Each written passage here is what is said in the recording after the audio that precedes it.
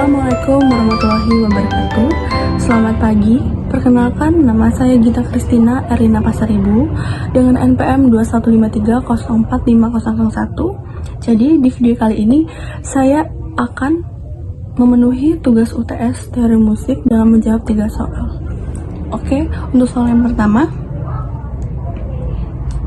Jadi di situ ada akor keempat Do sama dengan D. Akor keempat itu ditulis 64 di sebelah tingkatan akor yang berarti akor keempat dari akor D adalah G yang berisikan G, B, dan D. Mengapa ditulis 6 dan 4? Karena itu adalah kode atau simbol untuk inversi keduanya. Dan bassnya itu D. D, B, D, G, B. G adalah akord keempat dari akord D, dan B adalah akord 6 dari akord D itu. Lalu selanjutnya ada tingkatan ke-6. Itu adalah simbol kecil. 6 kecil adalah inversi 1 dari akord tersebut. Tingkatan 6 berarti akord B, dan diinversi 1 menjadi D, vis D dengan bassnya D. D adalah akord ke-6 dari akord D. Maka dari itu ditulis 6 simbol kecil yang berarti itu adalah kode untuk inverse 1 atau clue. Selanjutnya adalah akord kedua, yaitu E, yang berisi akord E, G, B, D, dan bassnya B dengan simbol 2 di samping tingkatan akord, yang berarti itu adalah simbol untuk akord 7 karena E adalah akord kedua dari D yang merupakan clue untuk akord 7.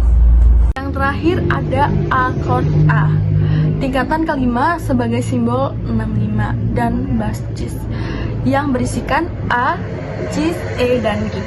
Mengapa 65 sebagai simbolnya? Karena ini adalah termasuk membalikan 1, yaitu cis, E, A. 6 untuk not A dan 5 untuk not G yang ada di bass cis. Tingkatan 6 dalam cis adalah A, dan tingkatan 5 dalam cis ada lagi. Makanya ditulis 6 dan 5 sebagai simbolnya. Selanjutnya untuk soal yang nomor 2, enharmonis. Jadi enharmonis itu adalah sama tapi tidak sama di dalam teori musik, seperti akord Ais dan Des. Misal mereka sama tapi tidak sama, itu yang dimaksud enharmonis.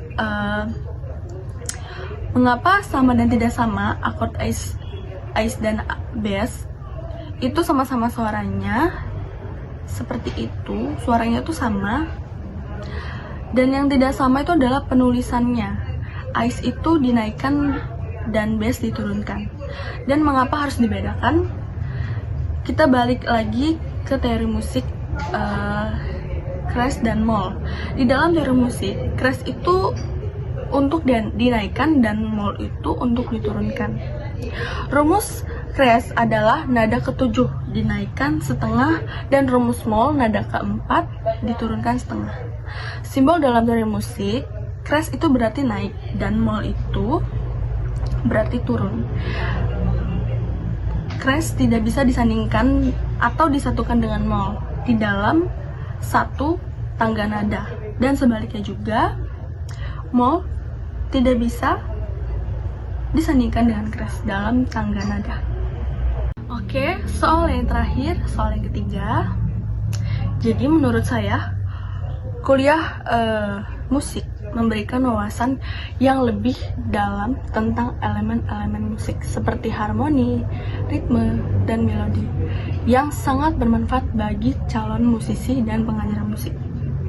Meskipun banyak banget musisi berbakat yang tidak memiliki latar belakang teori musik formal, pemahaman ini memungkinkan mereka untuk lebih kreatif, mengetahui dasar dari setiap keputusan musikal. dan bekerja sama dengan lebih mudah. Bagi pengajar musik, teori musik juga mempermudah mereka dalam menyampaikan konsep-konsep musik secara terstruktur dan sistematis.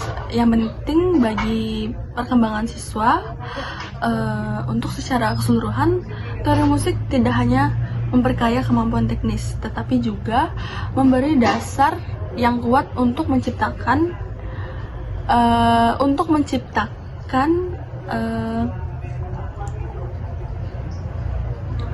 pengajar musik yang lebih efektif. Baik, sekian video kali ini untuk memenuhi tugas UTS Teori Musik 2. Semoga bermanfaat bagi penonton dan bermanfaat bagi saya yang harus memenuhi tugas mata kuliah ini. Sekian, assalamualaikum warahmatullahi wabarakatuh. Selamat pagi, terima kasih, bye bye.